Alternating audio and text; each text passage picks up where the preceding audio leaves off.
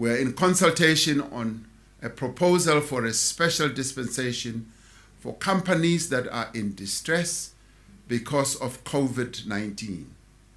Through this proposal, employees will receive wage payment through Temporary Employee Relief Scheme called TERS, which will enable companies to pay employees directly during this period and avoid retrenchment.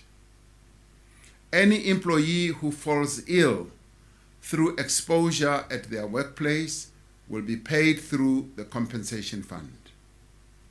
Commercial banks have been exempted from provisions of the Competition Act to enable them to develop common approaches to debt relief and other necessary measures. We have met with all major banks and expect that most banks will put measures in place within the next few days. Many large companies that are currently closed have accepted their responsibility to pay workers that are affected.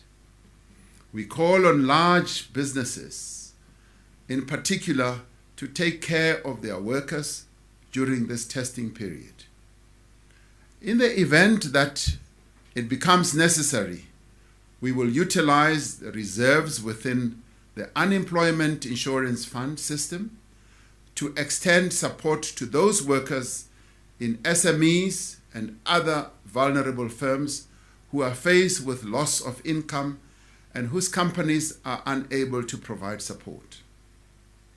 Details of these will be made available within the next few days.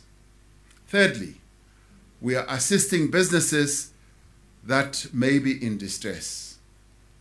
Using the tax system, we will provide a tax subsidy of up to 500 Rand per month for the next 4 months for those private sector employees earning between 6,500 under the employee tax incentive. This will help over 4 million workers in our country. The South African Revenue Service will also work towards accelerating the payment of employment tax incentive reimbursements from twice a year to monthly to get cash into the hands of compliant employers as soon as possible.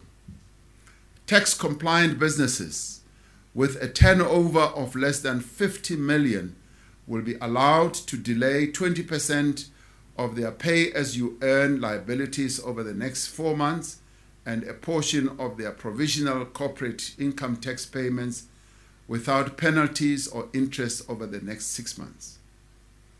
This intervention is expected to assist over 75,000 small and medium enterprises.